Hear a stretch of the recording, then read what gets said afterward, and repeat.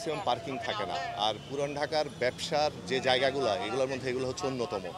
তো আপনি যদি এখান থেকে ডাকেন ব্যবসায়ীদেরকে, তারাও বলে যে আমরা মাত্র একটা লেনে গাড়ি উঠানামা করাবো, যে মাল উঠানামা করাবো। কিন্তু আমরা যখন রাতের বেলাও আসি, আমাদের এই অভিযানের উদ্দেশ্যটা হচ্ছে মূলত আমরা এই জায়গাগুলো নিয়ে মিটফোর্ড বা এখানে তো একটা গুরুত্বপূর্ণ হসপিটাল আছে এবং এটা নগরবাসীর হচ্ছে দুর্ভোগ কমানোর উদ্দেশ্যে আমরা আমাদের সিনিয়র স্যারদের নির্দেশনা মোতাবেক এই উচ্ছেদ অভিযানটা করছি।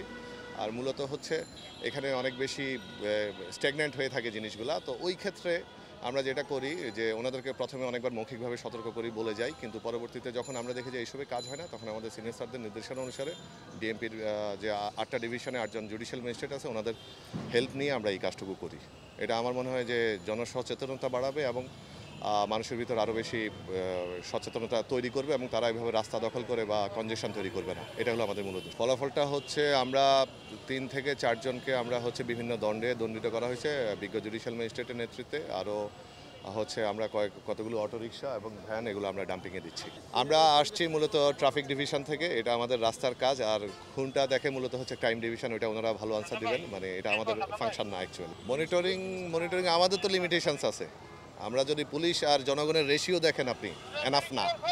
এখন এই জায়গায় আমরা যদি আরও লোকবল পাই এবং আমাদের লজিস্টিক সাপোর্ট বাড়ে, আমরা প্রতিদিন অভিযান করতে কোনো সমস্যা নেই। কিন্তু তার চাইতে বড় কথা হচ্ছে মানুষ যদি আজকে অভিযান হলো কালকে থেকে আমি শুধরে গেলাম, সেটা হলে ভালো হয়। আমার যে এটাই মনে হয় আর কি। আমরা লালবাগ ডিসি স্যারের নেতৃত্বে আমাদের ভিক্টর মাইক 5 স্যারের নির্দেশনা অনুসারে আমরা বিভিন্ন গ্রুপ থেকে লোক নিয়ে আমরা ট্রেনিং দিচ্ছি, মোটিভেশন দিচ্ছি এবং বিভিন্ন এই যে ফুলবাড়িয়া বাস কাউন্টার কেন্দ্রিক বা ড্রাইভার চালক যারা আছে, আপনার এই যারা হেল্পার আছে, ওনাদেরকে আমরা ট্রাফিক সচেতনতামূলক যে কাজগুলো করা দরকার এগুলো জানাচ্ছি এবং তাদের কতটুক রাইট আছে এবং কতটুক করা ডুজ অ্যান্ড ডোন্টসগুলো আমরা ক্লিয়ার করার চেষ্টা করছি। আমরা আশা করি যে আমরা এটা ভালো ফলাফল পাবো। আমার একজনে ডাক দেয়, কাম করে দেয়, আমি দুগা ভাত খাই, বাস এই। আমার আর কেউ কামাই না, আমি একা কামাই না। একজনে ডাক দেয় একটা লিখারি, একজনে ডাক দেয় একটা টাল ভাঙ্গা দে, বাস আমার এই। এখানে ওই যে আমার ডাক দেয় আনছে, ভাই আমার একটা লিখারি দে, আমি লিখারতে আমার একটা টিপ বইরা দে, আমি একটা টিপ বইরা দিই।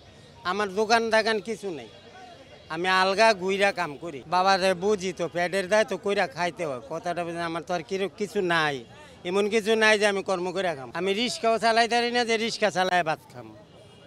কোনটা করু? কারণ আমি গুইরা কাম করি। একজনে ডাক দেয় কাম করে, একজনে ডাক দেয় একটা লিখারি, একজনে ডাক দেয় একটা চাকা টাল ভাঙ্গি, আমি খাই। এই আর কিছু না বাবা, আর কি। আমি দোকানদারি করতেছি এনে 10 বছর ধরে। এনে তো দোকানদারি করি আমি, আমার স্বামী নাই, ওইটা আমার বাগনা। আমার বাগনারে নিয়ে আমি দোকানদারি করি। আর মারামারি হয়েছে না হয়েছে ওইটা আমরা জানি না। বুধবারের দিনে আমরা ছিলাম না, মেয়ের বাড়ি আমকাডল নিয়ে গেছিলাম গা। তারপরে আজকে 3 দিন পরে দোকান লাগাইছি। তার মধ্যে আমার বাগনা আমার ফোন দিছে যে মামানি জলদি আসেন, বাবুবাজার হামলা পড়ছে, তাড়াতাড়ি আহেন। আমি 2 মিনিট হয়েছে আইছি, এর মধ্যে হামলা পড়ে গেছে। না বাজান, আমি আজকে 10 বছর দোকানদারি করি, কোনোদিন 1 টাকা হারাম কেউ আমি চাঁদা দেই নাই। না কোনো পুলিশ প্রশাসন, এই জন্য পুলিশ বক্স ছিল আমার দোকানটার সামনেই আসছিল, কেউ আমার চাঁদা নেয় নাই। জি জি, আমি এখানে বাথরুমে গেছিলাম, রাইখা বাথরুম থেকে আসলাম। এগুলো তো মাঝে মাঝে সরে, আমরা তো গরিব মানুষ, তার আমরা এখানে একটু রাইখায় কেমিক্যাল মার্কেটে কাজ করি।